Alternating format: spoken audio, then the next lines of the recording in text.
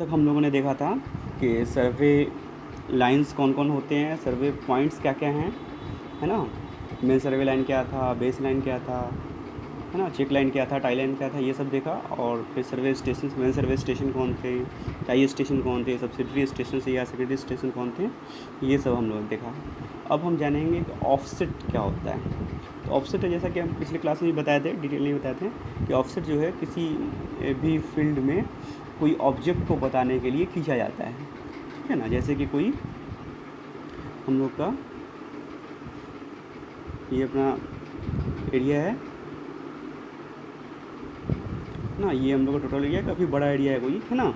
और यहाँ पे कोई बिल्डिंग है, इस जगह पे अपना कोई बिल्डिंग है और इसे हमें दिखाना है ना। तो यहाँ जो भी मेन लाइन होगा या कोई भी लाइन जो है सर्वे लाइन, जहाँ से ये नज़दीक होगा उससे जो है ऐसे ये जो लाइन है, ये मेन सर्वे लाइन है, इससे जो है इसको इस ये जो ऑब्जेक्ट है, जैसे कि बिल्डिंग एक ऑब्जेक्ट है ना, इसको बताना है हमें। यहाँ से नज़दीक है तो इसी के थ्रू बताएंगे, तो इससे बताएंगे कि ये सर्वे इस सर्वे लाइन के से इस बिल्डिंग का ये कॉर्नर इतने दूरी पे है, ऐसे बताएंगे, ठीक है। फिर इस यहाँ पे इसी लाइन पर से कोई दूसरे पॉइंट से इस बिल्डिंग का ये वाला जो कॉर्नर है, ये कॉर्नर इतने दूरी पे है ना।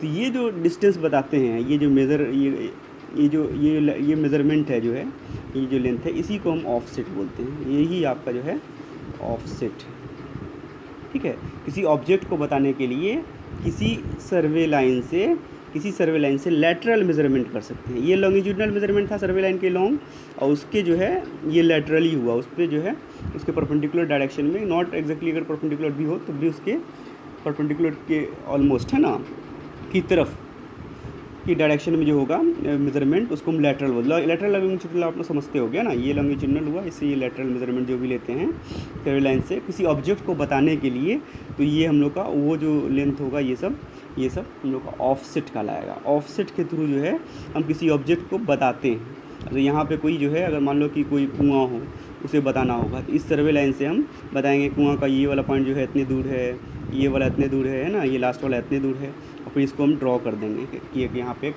कुआँ था। एग्जैक्टली बताना पड़ता है ना कि उस सर्वे लाइन से भी कितने दूर पे है, क्योंकि उस हिसाब से डिज़ाइन करना होता है हमें कि यहाँ पे कोई प्रोजेक्ट बनने वाला होगा, तो ये वेल है, इसको छोड़ के बनाना होगा मान लो, तो ये जगह को तो इग्नोर करना होगा ना उसको, तो ये जानना होगा पहले कि वो है कहाँ पे, एग्जैक्टली किस जगह पे। तो ये इन सब को सोच के जो है ये मैप बनाया जाता है। तो उस जो इम्पोर्टेंट चीज़ होता है, ऑब्जेक्ट होता है, उसको हम लोग जो है मैप पे दिखाते भी हैं, एग्जैक्टली जिस जगह पे उस जगह पे दिखाते हैं। तो दिखाने के लिए जिसका प्रयोग करते हैं वो ऑफसेट कहलाता है, ठीक है। तो यहाँ पे हम लोग आप लोगों को लिखा हुआ दिखता भी होगा दी ऑफसेट के बारे में, दी लेटरल मेज़रमेंट, है ना, lateral measurement taken from an object to the chain line, object से चेन लाइन की तरफ is known as offset. Lateral measurement जो कि चेन लाइन और ऑब्जेक्ट के बीच में होगा, है ना, ऑब्जेक्ट को दिखाने के लिए होगा, ये ऑफसेट कहलाएगा। जैसे कि यहाँ पे ये दोनों दिख रहा है ना, और या इस कुएँ के लिए बता रहे थे कि ये सब ऑफसेट्स हुआ, ठीक है। ऑफसेट्स आर यूज्ड, ये तो हुआ कि ऑफसेट होता क्या है। अब हुआ offsets are used to locate the object को लोकेट करने के लिए, जो बता रहे थे हम, है ना, ऑब्जेक्ट को लोकेट करने के लिए यूज़ किया जाता है with reference to the chain line. किसी चेन लाइन के रेफरेंस में, आप कोई भी चीज़ को बताइएगा तो किसी के रेफरेंस में ही बताइएगा, ऐसे नहीं बता दीजिएगा वो वहाँ पे है, तो कहाँ से कहाँ पे, है ना।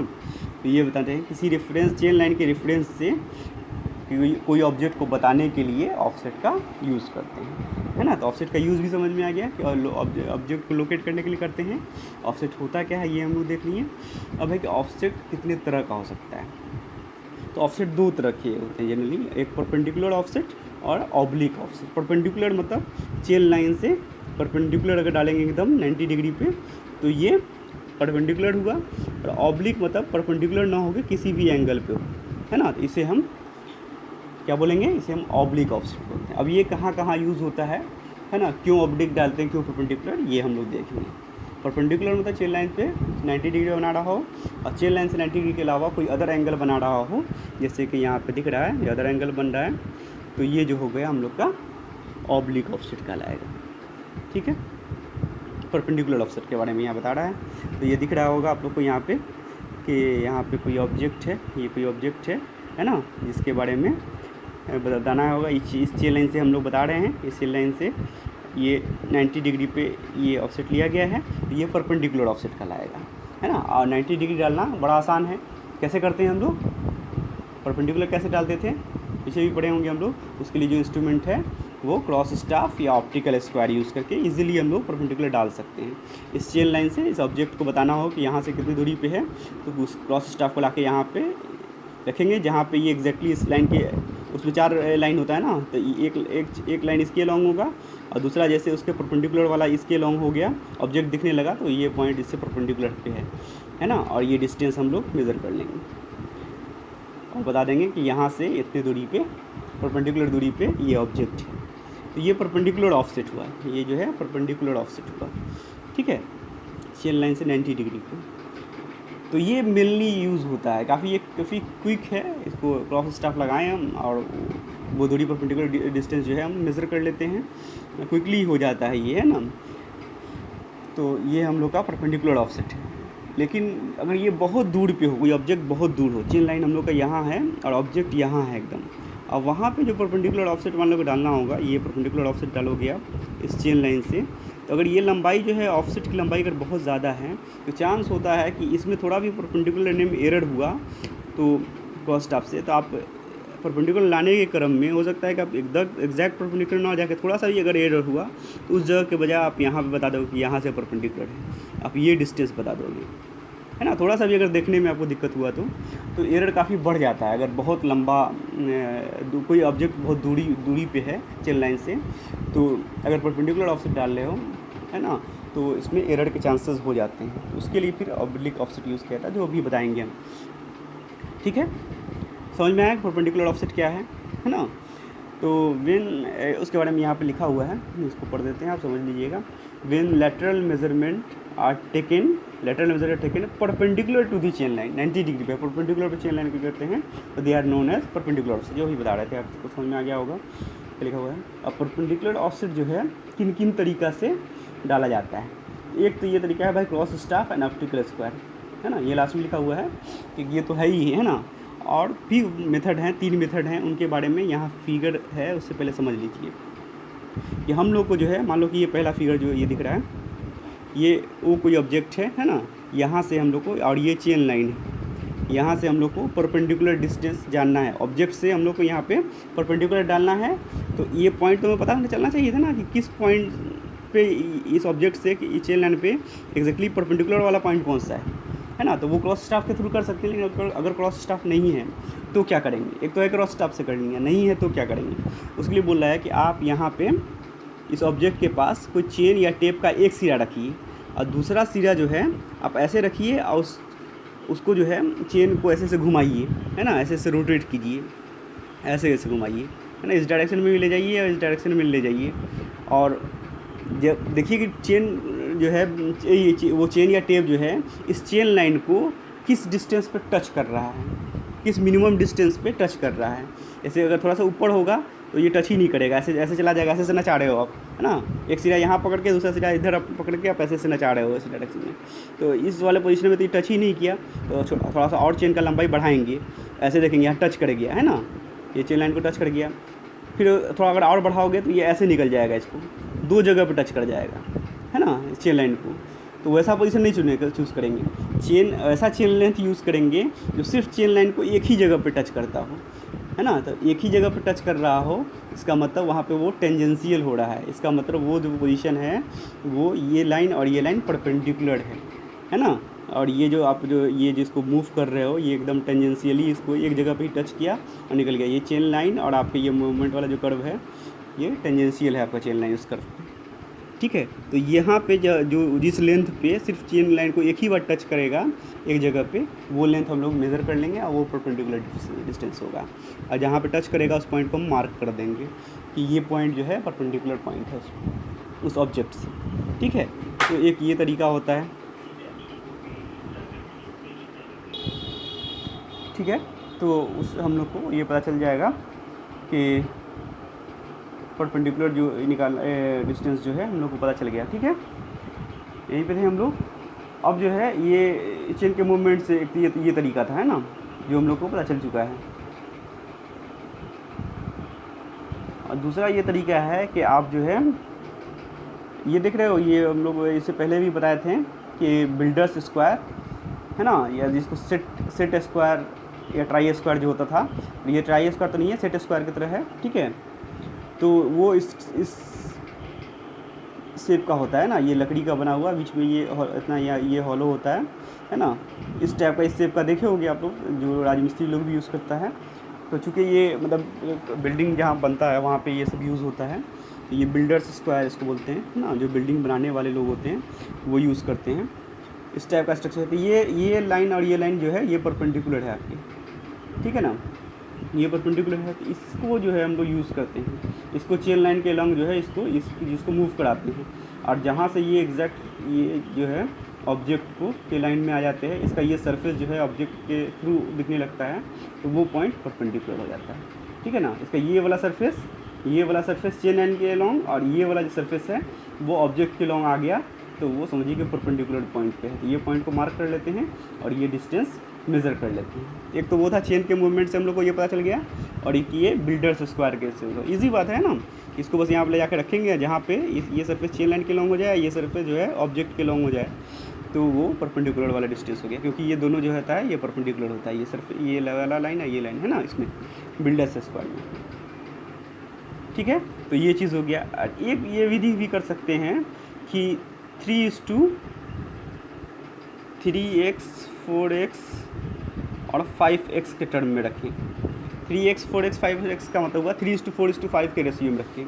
मतलब ऑब्जेक्ट से यहाँ से ऐसे ही रेंडमली कोई डिस्टेंस ऐसे यहाँ पे ले लेंगे चेन लाइन पे, जो 5 के मल्टीपुल में हो। मान लो कि 15 मीटर हो, 5 के मल्टीपुल में मान लो कि 3 गुना हो 5 का, तो 15 मीटर हो चेन लाइन से। इसकी ऑब्जेक्ट की दूरी ये जो है, यहाँ से कोई भी रेंडमली ले लेंगे, 15 मीटर पे जो कोई पॉइंट होगा उसको ले लेंगे। अब इससे क्या करेंगे, इससे 4x के डायरेक्शन में इसको ले जाएंगे। 4x का मतलब उसको 3 गुना रखे थे, 5 का 3 गुना, इसको भी 4 का 3 गुना, मतलब 4×3 = 12। तो यहाँ से 12 मीटर पे दूर आ जाएंगे, ठीक है। तो इस पॉइंट पे आ जाएंगे, ठीक है। तो ये 5x है और ये 4x है, तो ये अपने आप 3x हो जाएगा, और ये डिस्टेंस ये जो होगा, ये जो लाइन जो होगा 3x डिस्टेंस वाला, ये परपेंडिकुलर पे होगा, है ना। क्योंकि कोई भी समकोण त्रिभुज में जो होता है वो इसको फॉलो करेगा, है ना। ये जो जानते ही होगे कि ये अगर ये 3 मीटर है तो, और ये 4 मीटर है, तो ये 5 मीटर होगा। अगर ये 90 डिग्री है तो √3 का स्क्वायर + 4 का स्क्वायर = हो जाएगा 5 होता है, ठीक है। तो अगर इसका मल्टीपुल भी हो, अगर ये 15 मीटर हो और ये 16 मीटर हो, तो अपने आप ये जगह और ये जगह है परपेंडिकुलर ही हो जाएगा। और ये 15 है, 5×3 = 15, तो ये 4×3 = 12 है, तो ये 3×3 = 9 हो जाएगा, 9 मीटर, ठीक है। तो आपको ये सब करने की ज़रूरत नहीं है, बस यहाँ से 15 मीटर दूर आ जाइए, फिर इधर से 16 मीटर दूर आ जाइए, तो आप एग्जैक्टली जहाँ यहाँ से यहाँ पे परपेंडिकुलर डिस्टेंस पे हैं, और ये डिस्टेंस आपका 9 मीटर है। तो ये तरह से भी कर सकते हैं, मतलब 3x 4x 5x के रेशियो में रखें, है ना। x 3 भी हो सकता है, x 2 भी हो सकता है, x 4 भी हो सकता है, जैसे आपके सिचुएशन के लिए जो फेवर करता है वैसा आप कर सकते हैं। 3 तरीका हुआ, एक चेन को ऐसा मूव करके, एक ये बिल्डर्स स्क्वायर को के थ्रू, और एक जो है 3:4:5 के रेशियो में रखें। एक तो अपना जो है ही है क्रॉस स्टाफ या ऑप्टिकल स्क्वायर के थ्रू, इंस्ट्रूमेंट के थ्रू, ठीक है। तो यही बात बता रहे हैं यहाँ पे कि परपेंडिकुलर जान लिए हम लोग क्या होता है, ये परपेंडिकुलर ऑफसेट क्या होता है ये समझ गए, लेकिन इससे जो है परपेंडिकुलर ऑफसेट जो है फील्ड में हम किस तरीक़ा से डालते हैं, तो वो बात लिखा हुआ है। Perpendicular offset may be taken in the following way, field में इन तरीक़ों से लिया जा सकता है। तो इसमें पहला ये बता रहा है कि by setting a perpendicular by swinging a tape या चेन जो होगा, जो अभी बता रहे थे, स्विंग करेंगे from the object to the chain line, the point of minimum reading, the point of minimum जिस पे कम वाला जो रीडिंग होगा on the tape will be the base of the perpendicular. Swing करेंगे, सबसे कम दूरी पे जो एक जगह पे जहाँ पे कटेगा वो हम लोग का परपेंडिकुलर डिस्टेंस होगा, जो बता रहे थे, ठीक है। या दूसरा विधि ये है कि by setting right angle into the ratio of 3:4:5, ठीक है। ये बात भी समझ में आ गया। या setting right angle with the help of builders square, जो भी बता रहे थे ना, या ट्राई स्क्वायर या सेट स्क्वायर, ठीक है। इसके थ्रू जो है हम लोग भी कर सकते हैं, और ये जो है बाई क्रॉस स्टाफ और ऑप्टिकल स्क्वायर भी कर ही सकते हैं, है ना। तो परपेंडिकुलर ऑफसेट डालना बड़ा आसान होता है, और ये जब छोटा लेंथ होता है तो इसको डाला जाता है, क्योंकि बहुत लंबा होगा, थोड़ा सा भी परपेंडिकुलर डालने में गलती हो गई एक एंगल तो आप कहीं के बताए कहीं और से बता दोगे डिस्टेंस इसका, ठीक है। ये परपेंडिकुलर ऑफसेट हो गया, ये फिगर हम लोग समझ लिए हैं ना। अब होता है कि ऑब्लिक ऑफसेट। ऑब्लिक ऑफसेट मतलब ये वो 90 डिग्री पे ना हो, किसी अदर पे हो, तो ये जब तब होता है जब कोई थोड़ा ज़्यादा दूरी पे हो। जैसे यहाँ पे दिख रहा होगा कि ये चेन लाइन है हम लोग का, है ना, और उससे जो है ये बिल्डिंग है हम लोग को, ये बिल्डिंग है, और इसको बताना है इस बिल्डिंग के बारे में कि बिल्डिंग कहाँ पे है। बिल्डिंग के इस कॉर्नर के बारे में बताना है, जो पी पॉइंट है ना, इस कॉर्नर के बारे में बताना है। और मान लो कि ये बहुत दूर पे था, तो परपेंडिकुलर ऑफसेट डालते हैं, थोड़ा सा भी एरर होता तो कहीं के बजाय कहीं और बताते आप, ठीक है। तो उसके लिए क्या किया कि 2 ऑब्लिक ऑफसेट डाला, एक ये ऑफसेट और एक ये ऑफसेट। इस पी पॉइंट की इस चेन लाइन के किसी एक ख़ास पोजीशन से दूरी मेज़र कर लिया, और यहाँ से भी कोई ख़ास पोजीशन से दूरी मेज़र कर लिया, और दोनों को जो है जो जहाँ पे जाके ये दोनों कट करेगा वो पॉइंट आपका पी होगा, ठीक है। तो ये ऑब्लिक ऑफसेट होता है, इस तरह से डाला जाता है, ठीक है। मतलब 90 डिग्री पे ना होगी किसी अदर पे। फिर इस तरह से इस पॉइंट को भी बताना होगा तो वैसे ही करेंगे, किसी भी पॉइंट से एक ऑफसेट ये खींचेंगे, और इधर से भी फिर एक और ऑफसेट ये खींचेंगे, और ये दोनों जहाँ पे कट करेगा वो आपका बिल्डिंग का वो ये वाला कॉर्नर होगा। तो ये कॉर्नर पता चल गया, ये कॉर्नर दोनों को मिला देंगे तो ये बिल्डिंग का ये पता चला। फिर ये चौड़ाई मेज़र करके, है ना, पूरा बिल्डिंग ही ड्रॉ कर देते हैं मैप पे, ठीक है। तो any offset not perpendicular to the chain line is said to be oblique offset. Not perpendicular नहीं है, 90 डिग्री नहीं है, तो उसको ऑब्लिक ऑफसेट बोलेंगे, ठीक है। ये समझ गए हम लोग। These are taken when distance is more, ये तब करेंगे जब डिस्टेंस ज़्यादा होगा, या परपेंडिकुलर ऑफसेट जो है पॉसिबल नहीं होगा। परपेंडिकुलर ऑफसेट का पॉसिबल नहीं होगा क्या मतलब होगा, जैसे मान लो कि इस बिल्डिंग और इसके बीच में कोई ऑब्स्टेकल रहा होगा, मतलब कि ऐसा चीज़ हो, ऊंचा ज़मीन रहा होगा जिसे दिखाई ही नहीं दे रहा हो, यहाँ जब परपेंडिकुलर ऑफसेट तो नहीं डाल पाते आप, है ना। अगर पॉसिबल नहीं होगा तो भी आपके ऑब्लिक ऑफसेट आते हैं, इधर से मेज़र कर लिए और इधर से मेज़र कर लिए। तो अगर परपेंडिकुलर ऑफसेट डालना पॉसिबल नहीं हो पा है तो, या फिर बहुत लंबा ऑफसेट हो रहा है तो परपेंडिकुलर नहीं डाला जाता है ना, एरर्स की चांसेस है, तो ऑब्लिक ऑफसेट डालेंगे, ठीक है। ऑब्लिक ऑफसेट जो है इसको डालने का जो है किस तरह का तरीका से डालेंगे उसके बारे में आपको मेथोडोलॉजी समझाया होगा यहाँ पे। इस फिगर को देखिए और इससे मेथोडोलॉजी हम लोग को समझना है, ठीक है। इसे बताया हुआ है कि suppose A B is a chain line, और यहाँ पे लिखा A B is a chain line, और P is the corner of the building, है ना, जिसको हम लोग को लोकेट करना है। 2 point A and B are selected on the chain line, कोई 2 पॉइंट ए और बी से हम लोग चेन लाइन पर सेलेक्ट करेंगे। The chainage of A and B are noted, तो ए और बी का जो यहाँ से जो डिस्टेंस होगा उसको चेनेज बोलते हैं।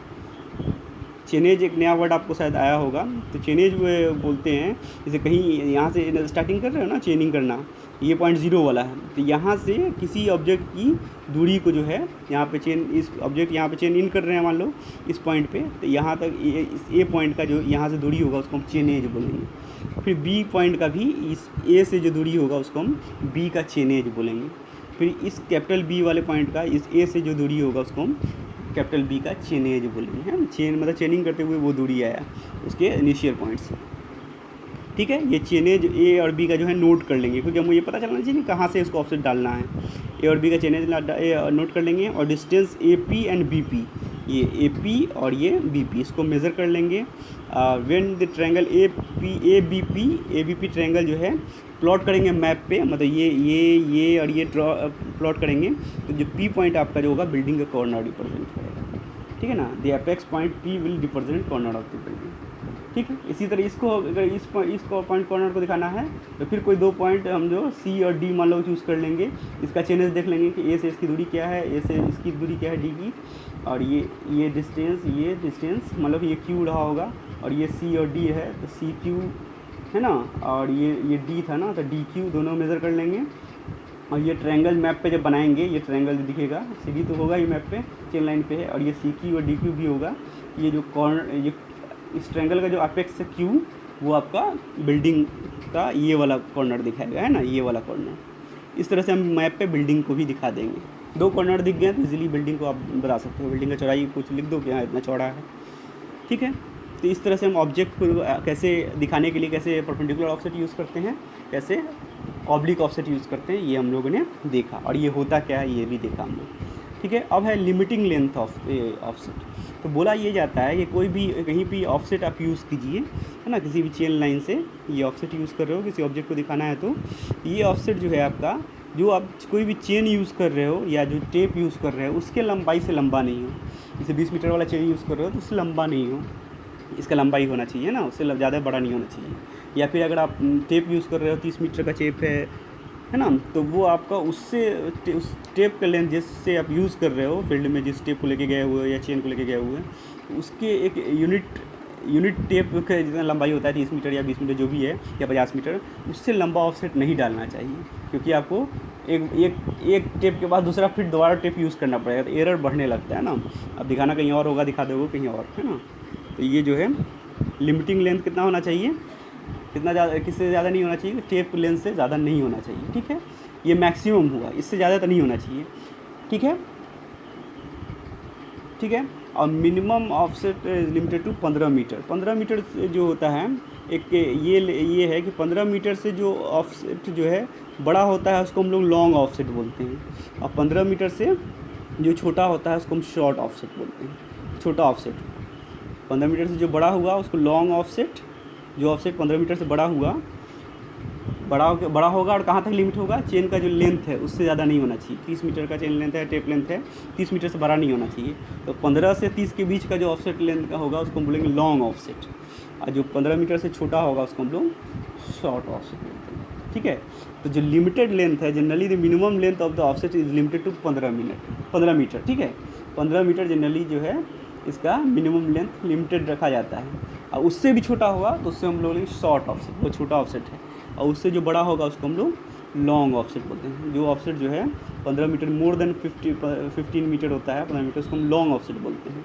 अब ऐसा ऑफसेट जो है 15 मीटर से जो छोटा होता है या 15 मीटर का होता है उसको हम लोग, ठीक है, शॉर्ट ऑफसेट बोलेंगे। जो ऑफसेट 15 मीटर से छोटा हुआ इसको हम लोग शॉर्ट ऑफसेट, ठीक है। और मैक्सिमम कितना जा सकता है, maximum length of the offset should not be more than the length of the tape used in the survey, ठीक है, क्योंकि आपको दोबारा टेप यूज़ करना पड़ेगा। तो लिमिटिंग लेंथ समझ गए, मैक्सिमम कितना होना चाहिए, वो टेप जितना लंबा यूज़ कर रहे हैं वो होना चाहिए मैक्सिमम, उससे ज़्यादा नहीं यूज़ करेंगे। मिनिमम जो है आपको 15 तक रखना चाहिए, ठीक है। और 15 और इसके बीच में जो होगा मैक्सिमम जो टेप लेंथ के बीच में जो होगा उसको हम लोग लॉन्ग ऑफसेट बोलेंगे, और 15 से भी छोटा हो रहा है तो हमने शॉर्ट ऑफसेट बोलेंगे। शॉर्ट ऑफसेट ज़्यादा बेटर है ना। लॉन्ग ऑफसेट हमेशा प्रीफर नहीं किया जाता है क्योंकि एरर्स ज़्यादा आ जाएंगे। ये लिमिटिंग लेंथ है, ये सब जो टर्म है इसको याद रखिएगा। लॉन्ग ऑफसेट किसको बोलेंगे, शॉर्ट ऑफसेट किसको बोलेंगे, मैक्सिमम कितना होना चाहिए, और लिमिटिंग जो है मिनिमम जो लेंथ है कितना तक लिमिटेड किया गया है, 15 मीटर है ना बेस्ट, ठीक है। ये चीज़ हो गया। अब degree of accuracy in measuring offset. Degree of accuracy मतलब कितना एक्यूरेसी का ख्याल रखेंगे, तो नहीं बोल सकते हैं कि 2-3 सेंटीमीटर गड़बड़ हो गया तो इतना टॉलरेंस तो चलेगा। तो ऑफसेट को मेज़रमेंट करने में कितना तक का टॉलरेंस चल सकता है, इस चीज़ की बात हो रही है यहाँ पे, ठीक है। जैसे कोई ऑफसेट यहाँ से मेज़र कर रहे हो आप लोग, है ना, यहाँ से ऑफसेट, तो इसके मेज़रमेंट में कितना सेंटीमीटर या कितना इसका जो है एरर का पॉसिबिलिटी है ना, ये एरर जो है, या इधर से डाल रहे हैं तो कुछ और एरर, कितना सेंटीमीटर तक का एरर या कितना मीटर तक का एरर जो है आप अलाउ कर सकते हैं। तो ये जो है मेनली 2 चीज़ पे डिपेंड करता है जो एक्यूरेसी है। एक तो है कि उसका उस मैप जो बनाना है आपको उसका परमिसिबल एरर कितना है मैप पे, ठीक है। और दूसरा कि scale of the plan, scale of the map या प्लान जो प्लॉट करना है उस पर, ये 2 चीज़ पे डिपेंड करता है। और ऐसे जो है ये वो ऑब्जेक्ट कितना इम्पोर्टेंट है या उसका ऑफसेट कितना लंबा है इस पर भी डिपेंड करता है। लेकिन मेनली जो है स्केल, जिस स्केल से आप मैप बनाएंगे उस पर, और परमिसिबल एरर जो है स्केल का कितना है उस पर डिपेंड करेगा। जैसे कि मान लीजिए कि बता रहा है कोई स्केल जो बना रहे हो आप, वो 5 मीटर इक्वल टू 1 सेंटीमीटर का वाला स्केल है, मतलब जो ज़मीन पे 5 मीटर है उसको हम मैप पे 1 सेंटीमीटर दिखा रहे हैं, और मैप में अलाउएबल एरर जो है 0.02 सेंटीमीटर का है। 0.02 सेंटीमीटर जो है मैप पे उतना एरर होगा तो कोई दिक्कत नहीं है, उससे ज़्यादा एरर होगा तो वो आपको गलती बताएगा, ठीक है। मतलब उससे कम को नहीं मेज़र कर पाता होगा वहाँ पे, इसलिए उतना तक एरर चल सकता है, ठीक है। तो मैप पे 0.02 सेंटीमीटर का एरर है, अगर वहाँ परमिसिबल है तो फील्ड पे कितना परमिसिबल होगा ये हम लोग को देखना होगा। तो चूँकि 1 सेंटीमीटर 5 सेंटीमीटर दिखा रहा है, 1 centimetre on the map 5 metre दिखा रहा है, 5 मीटर मतलब 500 सेंटीमीटर ग्राउंड पे दिखा रहा है, तो ये 0.02 सेंटीमीटर जो है वो मैप वाला वो ग्राउंड पे कितना दिखाएगा, 0.02 इंटू 500 सेंटीमीटर, तो वो आ गया आपको 10 सेंटीमीटर। तो ग्राउंड पे 10 सेंटीमीटर का गलती आप कर सकते हैं, चलेगा। फिर उससे बड़ा गलती करिएगा आपको तो वो मैप पे रिफ्लेक्ट होगा और आपका एरर फुल जो है आपका मेजरमेंट सब, ठीक है। तो 10 गिवन स्केल के लिए और गिवन परमिसिबल एरर के लिए ग्राउंड पे आपका 10 सेंटीमीटर के डिग्री का आपको एक्यूरेसी पे रखना होगा। उससे ज़्यादा करेंगे एरर तो ज़्यादा गलती होगी, ठीक है। और 10 सेंटीमीटर का अगर गलती की है तो वो गलती ही नहीं है, वो गलती काउंट नहीं होगा, है ना, उतना तक चलेगा, ठीक है। तो जो बड़ा बड़ा मेज़रमेंट होता है, जैसे चेन से मेज़रमेंट कर रहे हैं तो उसमें तो 20 सेंटीमीटर का लिंक ही होता है, उतना तो मिनिमम वैसे ही मेज़र कर, मतलब उतना तक का तो चलता ही है ना, क्योंकि उससे कम मेज़र नहीं कर पाते हैं आप चेन पे, फिर उसके लिए आपको ये टेप ले जाना होगा, ठीक है। तो गिवन मैप और गिवन परमिसिबल एरर के लिए फील्ड में 10 सेंटीमीटर तक की गलती कर सकते हैं, वो कोई काउंट नहीं होगा उसका, उससे बाद जो है आपका परमिसिबल नहीं है ना। तो इस लेवल पे आपको एक्यूरेसी रखना होगा कि 10 सेंटीमीटर तक का। तो इसको हम लोग बोलते हैं कि कितना डिग्री तक हम एक्यूरेसी रखेंगे, degree of accuracy in measuring offset. तो गिवन मैप और गिवन, ये डिपेंड करेगा कि आपका किस मैप कितने स्केल पे बना है और आपका परमिसिबल एरर, अलाउबल एरर कितना है। तो फील्ड पे हम कितना तक एरर पॉसिबल है, कितना टॉलरेंस है, वो हम लोग जान सकते हैं, ठीक है। इस लेवल पे ये पूछ सकता है आपको डिग्री ऑफ एक्यूरेसी जो है मिलनी किस चीज़ पे डिपेंड करता है, ये ऑब्जेक्टिव पूछता है जनरली, है ना। तो वो आपके स्केल पे, किस स्केल पे बनाए हैं और उस स्केल का परमिसिबल एरर कितना है उस पर डिपेंड करेगा, ठीक है। जैसे कि हम लोग एग्जांपल से देख लिए परमिसिबल एरर इतना था और अगर ये स्केल ये था तो कितना एरर आप फील्ड पे पॉसिबल है ना, कितने डिग्री तक आप गलती कर सकते हैं, कोई दिक्कत नहीं होगा, ठीक है। तो ये था हम लोग का डिग्री ऑफ एक्यूरेसी, ठीक। इसके बाद जो है सिलेक्शन ऑफ सर्वे स्टेशन, ये हम लोग नेक्स्ट वीडियो में देखेंगे।